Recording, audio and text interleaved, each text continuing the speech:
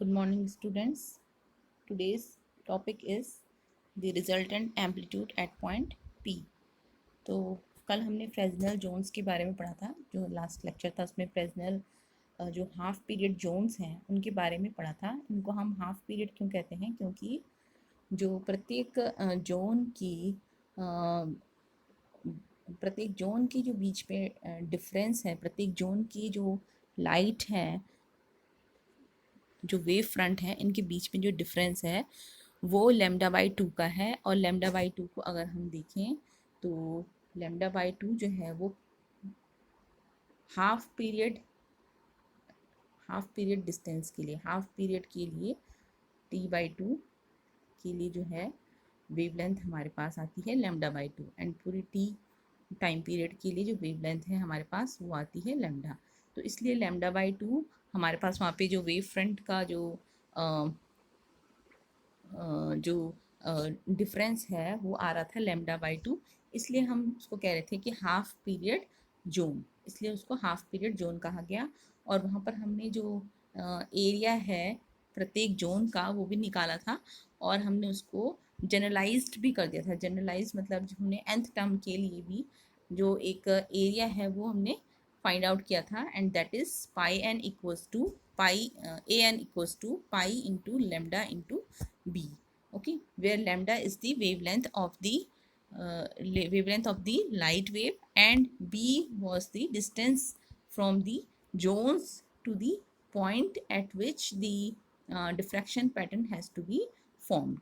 Okay, so जो p point था, इस point पे इन zones के कारण ये वाली डिस्टेंस थी, इस पॉइंट पे ये पॉइंट थी, ये डिस्टेंस थी b. ओके, तो हम यहाँ से देख सकते हैं कि जो एरिया है वो एक तो वेवलेंथ ऑफ द लाइट के प्रोपोर्शनल था और दूसरा था b डिस्टेंस के प्रोपोर्शनल। यानी कि जैसे जैसे हम b बढ़ाते जाएंगे, डिस्टेंस बढ़ाते जाएंगे, एरिया भी जो है जोन का वो क्या होता होगा, वो क्या होगा, बढ़ता जाएगा। ठीक है, और अगर हम वेवलेंथ भी बढ़ा दें तो तब भी एरिया जो है जोन का, यानी कि ये वाली जो वैल्यू है, ये जो एनुलर रीजन है, ये डिस्टेंस भी, ये जो एनुलर रीजन है ये आपका और वाइड होता जाएगा। ठीक है, सपोज पहले जो है वो एनुलर रीजन था इतना,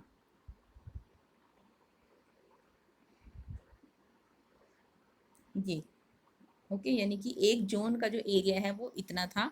अगर माना ये पॉइंट जो है वो P वो यहाँ पर है। ठीक है, अब सपोज मैं जो हूँ इस पॉइंट P को यहाँ से बढ़ाकर आगे ले जाऊँ, तो यानी कि मैंने क्या कर दिया, डिस्टेंस b को मैंने बढ़ा दिया। ठीक है, तो डिस्टेंस d को जब मैं बढ़ाऊंगी तो ये जो जोन वाला एरिया है ये भी क्या हो जाएगा, वाइड हो जाएगा। अब ये जो एरिया है वो ये इतना वाइड हो जाएगा। ठीक है, इसलिए जो ए एन है वो प्रोपोर्शनल है हमारा किसके, b के। ठीक है, और ये जो लेमडा है, लेमडा अगर वेवलेंथ भी अगर लाइट की ज़्यादा हो तभी भी हमारा जो जोन एरिया है वो क्या होगा, इंक्रीज हो जाएगा। ठीक है, जैसे कि ये था, सपोज लेमडा जो है आपके पास 25693 एंगस्ट्रॉम है, बट अगर आपके पास जो लेमडा है यानी कि वेवलेंथ ऑफ लाइट जो है वो 7325 एंगस्ट्रॉम हो,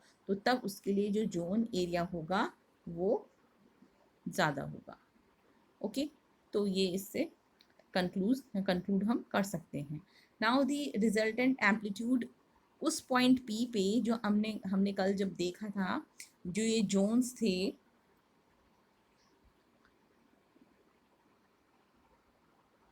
ये जो जोन्स बनाए थे हमने, सर्कुलर जोन्स जिनको कि फ्रेजनल जोन्स कहते हैं, इन जोन्स की वजह से इस पॉइंट P पे जो वेव फ्रंट जो हमें मिल रहा है, इस पॉइंट P पे जो रिजल्टेंट एम्पलीट्यूड होगा वेव का, वो एम्पलीट्यूड क्या होगा, तो उसे हमें फाइंड करना है। Okay, so let us find the resultant amplitude at point P.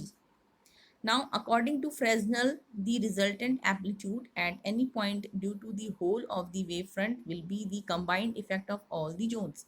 तो ये जो फ्रेजनल है इन्होंने कुछ एजम्पशन दिए थे, उनका एक एजम्पशन ये है कि जितने भी जोन्स हैं, सारे जोन्स nth जोन्स है, माना कि आपके पास 5 जोन्स बन रहे हैं, तो नंबर ऑफ जोन्स जो है वो 5 हैं। ठीक है, तो पांचों जोन के कारण जो रिजल्टेंट एम्पलीट्यूड होगा, जो इस पॉइंट पी पे, माना यहाँ आपके पास 5 जोन बन रहे हैं, 1 2 3 4, ओके चलो 4 ही ले लेते हैं।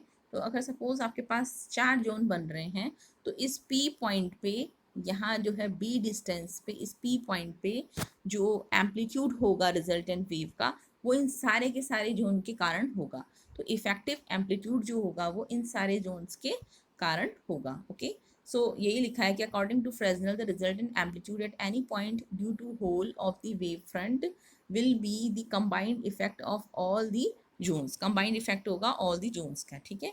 while the amplitude produced by a particular zone is proportional to the area of the zone। जबकि जो अगर पर्टिकुलर जोन की बात करें, तो पर्टिकुलर जोन की वजह से जो एम्पलीट्यूड प्रोड्यूस होगा इस पॉइंट पी पे, वो प्रोपोर्शनल होगा एरिया ऑफ द जोन की, ठीक है।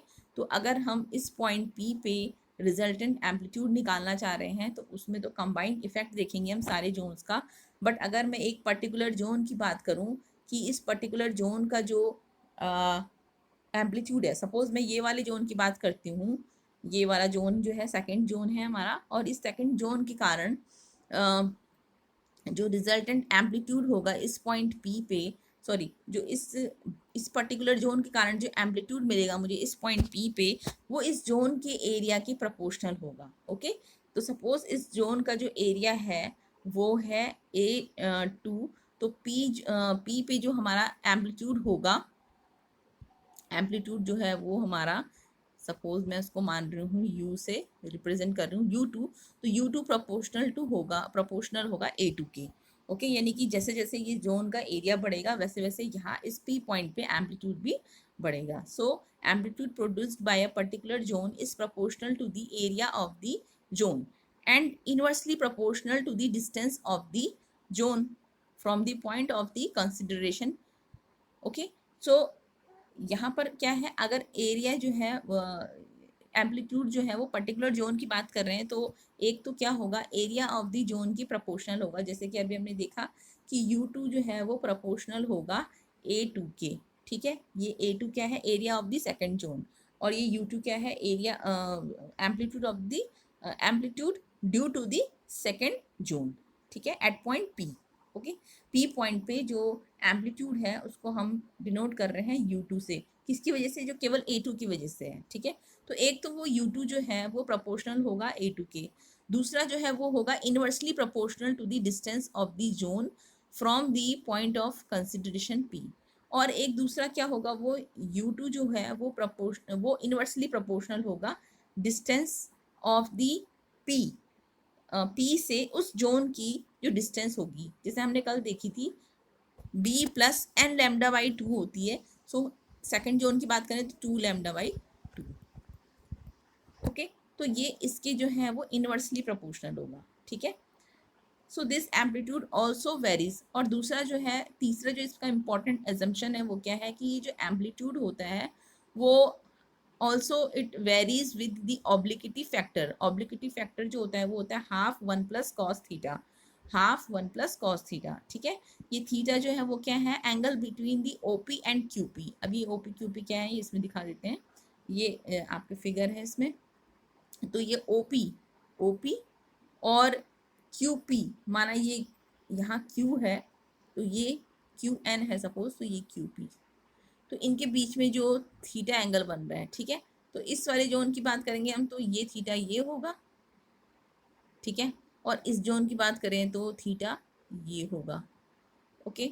और इस जोन की बात करेंगे तो थीटा ये होगा, ठीक है। तो थीटा जो है वो प्रत्येक जोन का जो कोई पॉइंट है उस पॉइंट से उस पॉइंट से अगर मैं इस पी पॉइंट को मिलाऊं तो इसके और इस ओपी के बीच में जो है वो जो एंगल बन रहा है वो है थीटा। ओके, सो 1 प्लस कॉस थीटा जो है वो एक ऑब्लिक्विटी फैक्टर है, और एम्पलीट्यूड जो है वो इसके साथ भी वेरी करता है, यानी कि थीटा जैसे जैसे वेरी होगा एम्पलीट्यूड भी जो है वो वेरी होगा, ठीक है। सो दस if UN represents the amplitude, अगर हम मान लेते हैं कि UN जो है वो एम्पलीट्यूड को रिप्रेजेंट कर रहा है produced by the secondary wavelets, अब ये जो सेकेंडरी वेवलेट्स हैं इनके कारण जो एम्पलीट्यूड प्रोड्यूस हो रहा है, सपोज वो एम्पलीट्यूड जो है वो क्या है, UN है, वो UN एम्पलीट्यूड है, ठीक है। सो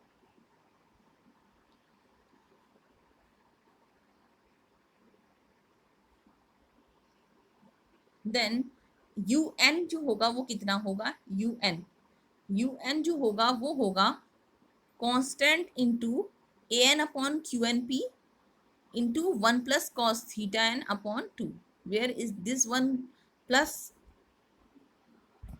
cos theta n by 2 is the obliquity factor। ये वही है 1 plus cos theta n by 2, ये जो है ये आपके पास क्या है, obliquity factor, ठीक है। तो obliquity factor into an upon q and p, an क्या है आपका, an जो है वो एरिया है ऑफ nth जोन, ठीक है, ये हमने कल देखा था। तो area of the nth zone जो कि n लैम्डा बी के इक्वल है, ठीक है।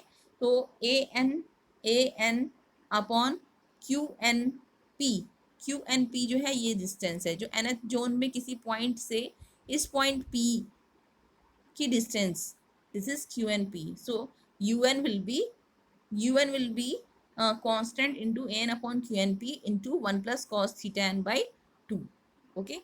So this is the equation first, where theta n equals to value of theta for the nth zone। ये जो theta n है वो क्या है, nth zone जो है इस लीनियर एक्सिस से इस एक्सिस से जो एंगल बना रहा है वो है थीटा n, यानी कि ये और ये QN जो है वो nth जोन पे हमने एक पॉइंट मान लिया है, और इसको अगर मैं इस P पॉइंट से मिला लूँ तो ये वाला जो एंगल है वो थीटा n है, okay. So theta n is the value of the nth value for the nth zone. So if we take infinitesimal areas around point Qn in the nth half period zone and around a corresponding similar point Qn minus 1 in n minus 1th half period zone, तो अगर हम ऐसा मान लें कि हम infinitesimal area मान रहे, बहुत छोटा अति सूक्ष्म एक एरिया मान लेते हैं अराउंड QN और अराउंड QN माइनस 1। QN जो है वो क्या है, एक बहुत इनफाइनाइटेसिमल जो है एरिया है QN के अराउंड, QN जो है एक पॉइंट है जिसके अबाउट हम क्या मान रहे हैं, एक ये जो QN है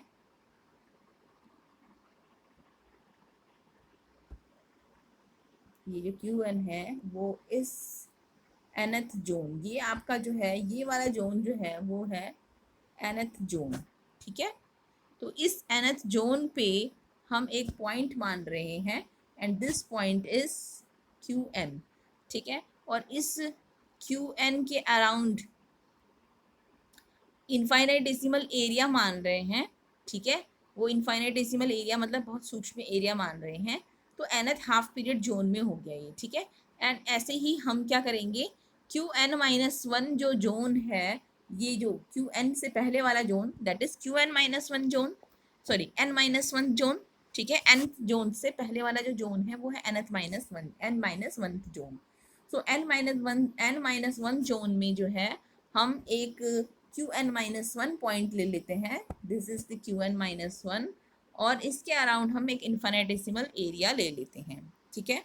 और इस तरीके से लेते हैं कि QNP minus QN minus 1P, QNP that is QNP कितना है, QNP जो है वो है ये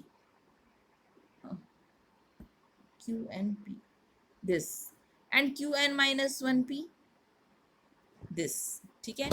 तो इनका जो डिफरेंस है वो कितना हो, लैम्डा बाई 2 का। ये हमने कल भी देखा था कि जो जोन्स हैं वो इस तरीके से माने जाते हैं कि प्रत्येक जो जोन के बीच, प्रत्येक जोन में अगर मैं ये एक पॉइंट लूँ और इससे जो है मैं P को मिला दूँ, तो इनके और इसके नेक्स्ट वाले जोन में अगर मैं एक पॉइंट लूँ इससे मिला दूँ, तो कॉन्जिक्यूटिव जोन्स के जो बीच की जो डिफरेंस होगी वो लैम्डा बाई 2 होगी, ठीक है।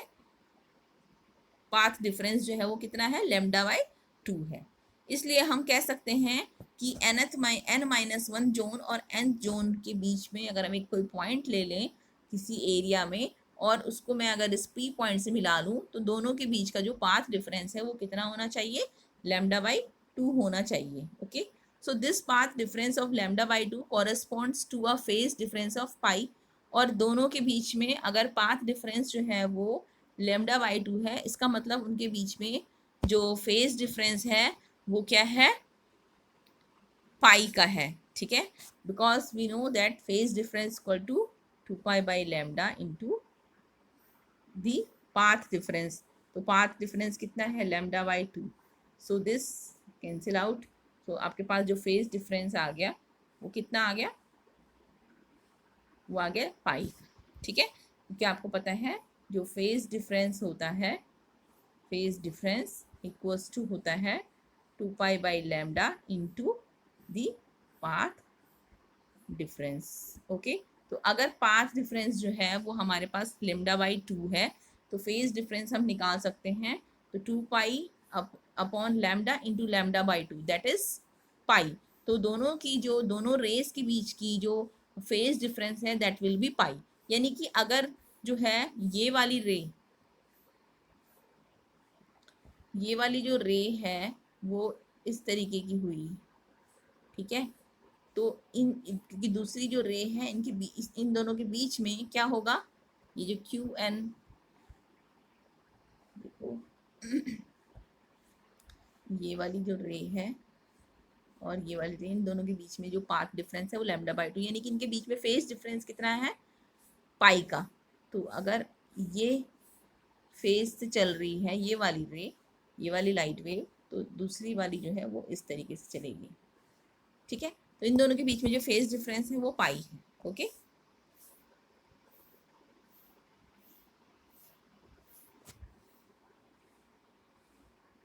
सो when we move from zero to nth zone, तो अगर हम जीरो से nth जोन की तरफ चलें, या ओ से सॉरी ओ से हम nth जोन की तरफ चलें, यानी कि इस पॉइंट से हम यहाँ इस जोन की तरफ चलें, तो हम क्या पाते हैं कि theta and distance of the zone from point P increases. तो इनकी जो है डिस्टेंस भी बढ़ेगी और जो थीटा है वो भी बढ़ेगा। क्यों, अगर आप इस वाली जोन की बात करें तो तब हमारे पास थीटा जो है वो इतना है।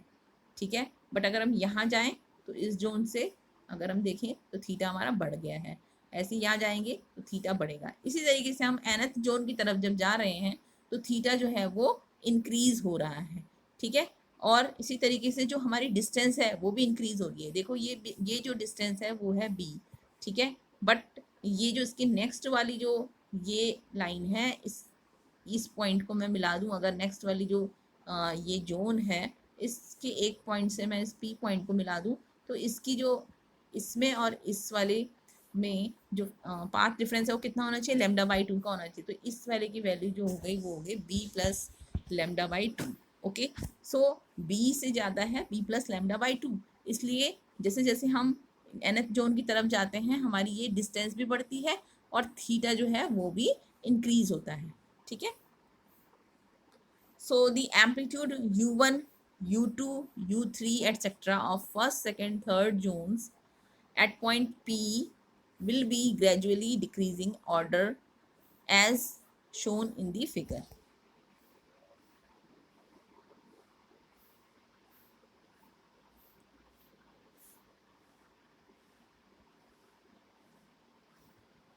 ओके, तो एम्पलीट्यूड जो u1, u2 और u3 होगा, फर्स्ट, सेकेंड, थर्ड जोन का जो एम्पलीट्यूड होगा वो क्या होगा, डिक्रीज होता जाएगा ग्रेजुअली। ठीक है, तो अगर हम उसको फिगर से समझाएं तो कैसे डिक्रीज होगा, क्योंकि आप देखो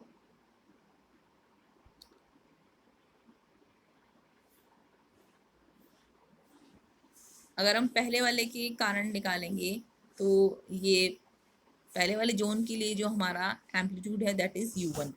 ठीक है, तो दूसरे वाले जोन के लिए जो एम्पलीट्यूड होगा वो होगा u2। बट ये क्योंकि इन दोनों के बीच में जो दोनों रेस के बीच में जो जोन फर्स्ट और जोन सेकंड के कारण, ये जोन फर्स्ट है और ये जोन सपोज ये सेकेंड जोन है, ठीक है। तो जोन फर्स्ट के कारण ये जो लाइट रे है और जोन सेकंड के कारण जो ये लाइट रे है, इन दोनों में जो फेज डिफरेंस है अभी हमने देखा वो कितना है, पाई का, ठीक है। तो पाई का फेज डिफरेंस है, इसलिए अगर हमें एक एम्पलीट्यूड, अगर मैंने बताया था तुम्हें ये है रे अगर, तो दूसरी जो वेव होगी वो ऐसे होगी, ठीक है। तो अगर एक ये इस डायरेक्शन में एम्पलीट्यूड मिलता है हमें, तो दूसरा हमें किस डायरेक्शन में मिल रहा है, देखो ये डायरेक्शन में मिल रहा है अगर हमें एम्पलीट्यूड, तो दूसरी वाली जो रे है उसका एम्पलीट्यूड हमें अपोजिट डायरेक्शन में मिलेगा। सो अपोजिट डायरेक्शन में मिलेगा u1 का ये अगर है तो u2 जो है हमें अपोजिट डायरेक्शन में मिलेगा। इसी तरीके से हमें u3 जो है वो अगर अपवर्ड डायरेक्शन में मिल रहा है तो u4 यानी कि फोर्थ जोन के कारण जो एम्पलीट्यूड है वो हमें अपोजिट डायरेक्शन में मिलेगा। इसी तरीके से सो ऑन un तक हम जा सकते हैं, ठीक है। तो we can note that the amplitude due to the different amplitudes, different zones are decreasing, okay, decreasing gradually. So the opposite directions of the alternate amplitudes correspond to the phase change of pi between the consecutive zones। ये हमने देख लिया कि consecutive zones के बीच में जो phase change है वो पाई का है, इसलिए जो है हमने इस तरीके से एक अपवर्ड और एक डाउनवर्ड डायरेक्शन में दिखाया है। So thus the resultant amplitude at P, तो हम हमें जो है इस पॉइंट पी पे, इस पॉइंट पी पे जो है हमें क्या निकालना है, रिजल्टेंट एम्पलीट्यूड निकालना है। तो रिजल्टेंट एम्पलीट्यूड जो होगा वो कितना होगा इस पॉइंट पी पे, ठीक है। हमें रिजल्टेंट एम्पलीट्यूड निकालना है। तो रिजल्टेंट एम्पलीट्यूड जो है वो हम इन सब को अगर क्या कर दें, सम अप कर दें, तो इन सब को जो है हम सम अप कर लेंगे। तो सम अप करेंगे तो हमारा देखो जो रिजल्टेंट एम्पलीट्यूड है हमने उसको मान लिया यूपी, यूपी से मान लिया, यूपी से डिनोट कर रहे हैं। सो दिस u1, फिर दूसरा ऐड करेंगे तो -u2 होगा, ठीक है। -u2 क्यों होगा, क्योंकि अपोजिट डायरेक्शन में है। फिर u3, फिर -u4, इसलिए ऑल्टरनेट जो हमारी एम्पलीट्यूड है वो नेगेटिव साइन में होंगी, ठीक है। So the last term will be -1 to the power n+1 qn। ये -1 टू द पावर n+1 क्यों लिखा हमने, क्योंकि अगर हमारी जो nth जोन है वो मान लो कि इवन नंबर है, सपोज जो है हमारी nth जोन जो है वो मान लो 6th जोन है, ठीक है। केवल जो है 6th जोन बने, तो 6th यानी कि लास्ट जोन जो है वो हमारी 6th जोन है। तो 6th जोन जब होगी तो 6th जोन के लिए हम -1 टू द पावर n+1 यानी कि 6+1 इंटू un, दैट इज -1 की पावर 7, और -1 की पावर 7 मतलब -1, सो -un यानी कि जो हमारी nth जोन की जो एम्पलीट्यूड है वो अपोजिट डायरेक्शन में होगी पहले वाली जोन की जो एम्पलीट्यूड है उसके, ठीक है। तो अपोजिट डायरेक्शन में होगी। लेकिन अगर हमारे पास जो जोन नंबर्स हैं वो जो है ऑड नंबर है, पहले इवन नंबर थे, 6 जोन थे, लास्ट में जो जोन था वो 6th था। बट अगर सपोज अब हमारे पास 6 की जगह 7 जोन बन रहे हैं, तो n=2 हो गया आपके पास 7, ठीक है। तो n=7 हो गया, तो यहाँ पर रखेंगे हम, तो -1 की पावर 7+1 un, तो ये आपके पास -1 की पावर 8 आ गया है, यानी कि +1। सो ये जो लास्ट टर्म होगा वो होगा हमारे पास +un, दैट इज जो लास्ट वाला जो एम्पलीट्यूड है वो अब हमें ऐसे ना मिल करके वो कैसे मिलेगा, इस डायरेक्शन में, ठीक है। यानी कि जो पहली जो एम्पलीट्यूड थी उसी की डायरेक्शन में मिलेगा। इसलिए ये जो लास्ट में हमने टर्म लिखा है un के साथ हमने क्या ऐड कर दिया या मल्टीप्लाई क्या कर दिया, -1 टू द पावर n+1। ये डिपेंड करता है कि नंबर ऑफ जोन्स पे, ठीक है।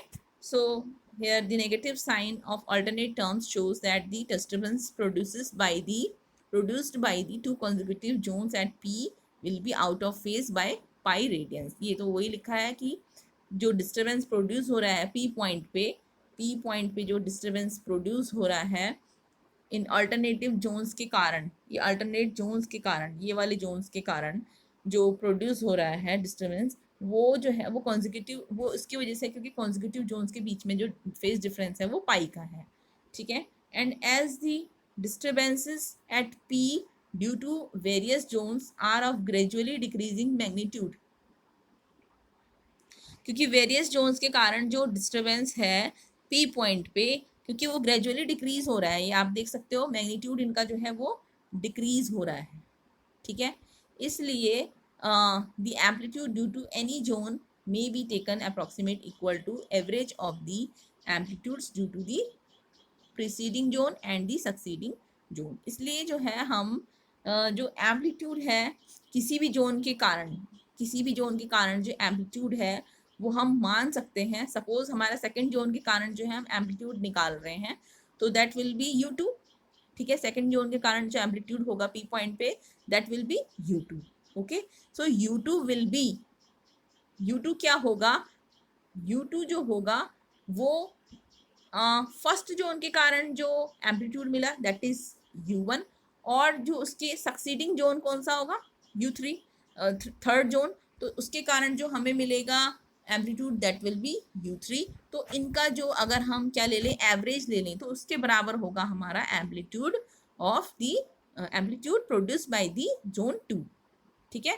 तो जोन 2 के कारण जो एम्पलीट्यूड प्रोड्यूस होगा उसको हम लिख सकते हैं कि average amplitude of the preceding and the succeeding zone. Preceding zone कौन सा था 1, और सक्सीडिंग जोन कौन सा था थर्ड, तो 1 और थर्ड का जो है हम क्या ले लेंगे यहाँ पे एवरेज ले लेंगे। तो U2 को हम लिख सकते हैं U1 प्लस U3/2। इसी तरीके से U4 को लिख सकते हैं U3 प्लस U5/2। इसी तरीके से U5 जो होगा वो U5 को हम लिख सकते हैं, ये यहाँ पर तो हमने इवन वाले ले रखे हैं, तो चलो इवन ही ले लेते हैं। तो U6 जो होगा वो होगा हमारा U5 प्लस U7/2, ठीक है। इस तरीके से so on, okay. So in equation 3 the last term on RHS, that is this term will be plus, यानी कि positive if n is odd and negative if n is even। ये मैंने आपको बताया था अभी एग्जांपल लेकर के कि n को अगर हम ऑड नंबर लेंगे तो हमारा UN जो है वो पॉजिटिव आएगा, और अगर हम n को जो है इवन नंबर लेंगे तो हमारा जो है वो UN के साथ जो है नेगेटिव साइन आएगा, okay. So from equation third and fourth we can write, from equation third अगर हम इस इक्वेशन थर्ड में इस इक्वेशन 4 का यूज करें तो हम देख सकते हैं कि हम U2 की जगह पे क्या लिख सकते हैं U1 प्लस U3/2, ऐसे U4 की जगह पे U3 प्लस U5/2 इस इक्वेशन में, ठीक है। तो हम वही कर लेते हैं, हम इक्वेशन 3 और इक्वेशन 4 को मर्ज कर लेते हैं। तो in equation 3 the last term on RHS, sorry from equation third and fourth if n is odd. अब हम जो है दो कंडीशन ले रहे हैं, एक बार हमारे पास जो है n जो है वो ऑड है, एक बार जो है हमारे पास n जो है वो इवन है। दोनों के केस में UN की जो साइन होगी वो भी चेंज होगी। n अगर ऑड होगा तो UN की साइन पॉजिटिव होगी, और अगर n जो है वो इवन होगा तो UN की जो साइन है वो नेगेटिव होगी, ठीक है। So from third and fourth if n is odd, ठीक है, n हम ऑड ले रहे हैं, यानी कि जो लास्ट में U1 है वो क्या आना चाहिए हमारा पॉजिटिव आना चाहिए, ठीक है। सो UP इक्वल्स टू हम लिख सकते हैं, हम इस वाले इक्वेशन में देखो आप U1 को लिख सकते हैं U1/2 प्लस U1/2, ओके, लिख सकते हैं U1/2 प्लस U1/2 क्या होगा U1 होगा, ठीक है। ऐसे ही हम माइनस ऑफ U2 की जगह पे लिख सकते हैं इस इक्वेशन से, किस इक्वेशन से, ये वाली इक्वेशन से U1 प्लस U3/2। तो यही हमने यहाँ पर रख दिया है ऐसे तरीके से। तो फर्स्ट टर्म को मैं लिख रही हूँ U1 plus U1/2, and then U2 को लिख रहे हैं U1 प्लस U3/2, और इसको मैंने अलग अलग लिख दिया U1/2 प्लस U3/2। इसी तरीके से नेक्स्ट जो है आपका वो U3 है, उसको मैंने लिख दिया U3/2 प्लस U3/2, और माइनस जो नेक्स्ट टर्म है उसको लिख दिया U4 को लिख दिया U3/2 प्लस U5/2 यहाँ से, ठीक है। इसी तरीके से सो ऑन हम ऐसे आगे चलाते रहेंगे अगर, तो हमारे पास इस तरीके के टर्म आएंगे, और इस तरीके के टर्म आएंगे तो हम ये देखेंगे कि बीच के जो सारे टर्म्स हैं वो कैंसिल हो जाते हैं, और लास्ट में जो है हमारे पास एक टर्म रह जाएगा UN/2, और पहला टर्म जो है हमारे पास रह जाएगा U1/2। So this is equation 5, and this resultant amplitude is due to the what, due to the all zones when n is odd, when the nth zone is odd, तो तब हमारे पास जो रिजल्टेंट एम्पलीट्यूड है वो ये होगा, ठीक है। बट हमारे पास जो n है वो अगर जो इवन नंबर होता है उसके लिए हम ज़्यादा इम्पोर्टेंट उसको हम ज़्यादा इम्पोर्टेंट मानते हैं। तो अब हम ये देखेंगे कि अगर जो है हमारे पास n जो है वो इवन नंबर हो, तो यानी कि जो लास्ट un टर्म है वो क्या हो, नेगेटिव हो। इस इक्वेशन में अगर un टर्म जो है लास्ट वाला वो नेगेटिव आ रहा है, तो तब क्या होगा, तब जो है हमारे पास अगर n इवन है तो यूपी की वैसे ही हम वैल्यूज रख देंगे जैसे अभी हमने रखी थी इक्वेशन थर्ड में। तो हमारे पास आ जाएगा u1/2 plus u1/2 minus u2 plus u3/2, इस तरीके से सो ऑन। और इक्वेशन 4 का यूज करके हमारे पास आ गया UP equals to u1/2 plus un-1/2 minus un। So this is equation 6। Okay, अब इसमें थोड़ा सा हमें एक assumption लेनी है, and that assumption is that if the number of half period zones formed is large enough, then due to the gradually decreasing amplitude of zones, the values of un and un-1 may be neglected as compared to u1। Okay, तो आपने देखा कि हमारे पास जो resultant amplitude है वो कैसी आ रही है, या हम जो है अगर हमारे पास कई जोन्स हो, यानी कि n की नंबर जो n नंबर है वो बहुत ज़्यादा हो, ठीक है, अगर n जो है वो बहुत ज़्यादा है, यानी कि नंबर ऑफ जोन्स बहुत ज़्यादा बन रहे हैं, तो हम देखते हैं अभी हमने देखा था कि पहले वाले का एम्पलीट्यूड अगर बहुत ज़्यादा है और लास्ट वाले का एम्पलीट्यूड बहुत कम है, यानी कि एम्पलीट्यूड जो है वो जोन वाइज क्या हो रहा है, डिक्रीज हो रहा है। ठीक है, तो ये एम्पलीट्यूड इस तरीके से डिक्रीज हो रहा है, डिक्रीज हो रहा है, डिक्रीज हो रहा है,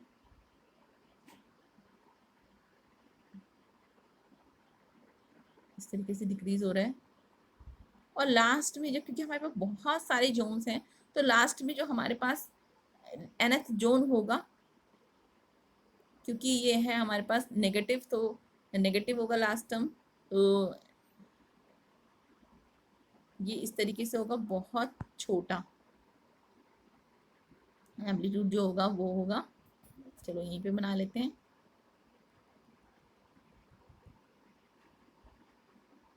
सपोज ये है,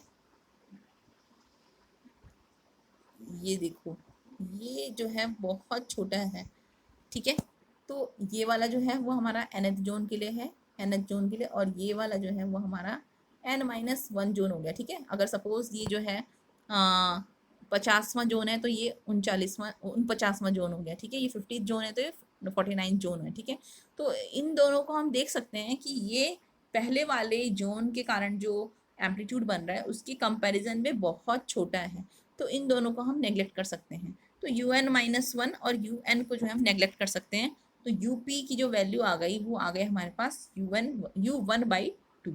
ओके, सो इंटेंसिटी क्या होगी, intensity will be ip equals to, intensity क्या होता है, एम्पलीट्यूड का स्क्वायर, तो एम्पलीट्यूड का स्क्वायर कर दिया हमने, वैसे एक कांस्टेंट इनटू एम्पलीट्यूड का स्क्वायर होता है, बट हम सीधे यहाँ पे लिख देते हैं एम्पलीट्यूड का square. So UP square, so that will be u1 square by 4। Thus we can say that resultant amplitude produced by the whole of the wavefront is equal to 1/2 of that produced by the first zone। ठीक है, तो यानी कि resultant amplitude जो होगा इस point P पे, हम इसको क्या कह सकते हैं, इवन नंबर के लिए जब n जो है वो हमारा इवन हो। ठीक है, तो n जो है जब इवन है, यानी कि जब हमारा un जो टर्म है, un टर्म वो हमारा नेगेटिव आ रहा है। ठीक है, तो तब हम ये मान सकते हैं, तब हम ये हमने कंक्लूड किया कि इंटेंसिटी जो है वो इस पॉइंट P पे, या जो एम्पलीट्यूड है ये वाला, वो इस पॉइंट P पे क्या है, फर्स्ट एम्पलीट्यूड का हाफ है। ठीक है, सो 1/2 of that the produced by the first zone, and the intensity कितनी है, फर्स्ट हाफ जोन का जो है उसका स्क्वायर, फर्स्ट हाफ जोन की वजह से जो एम्पलीट्यूड है उसका स्क्वायर। सो या हम लिख सकते हैं 1/4 of that of the first zone. Okay, so this is the intensity at point P and the amplitude at point P। ये दोनों जो है हमारे पास रिजल्ट्स बहुत बहुत इंपॉर्टेंट है, तो इनके फ्रेजनल जोन्स के कारण जो है वो एम्पलीट्यूड निकालने के लिए आपके पास पूछा जा सकता है क्वेश्चन। तो ये आप इसमें ये पूरा डेरिवेशन देना पड़ेगा, और अजम्पशंस भी इसके बहुत मस्ट है कि अजम्पशंस क्या क्या माने हैं, फिर उसके बाद हम जो है आगे की प्रोसेस करते हैं। ठीक है, सो आज के लिए इतना ही।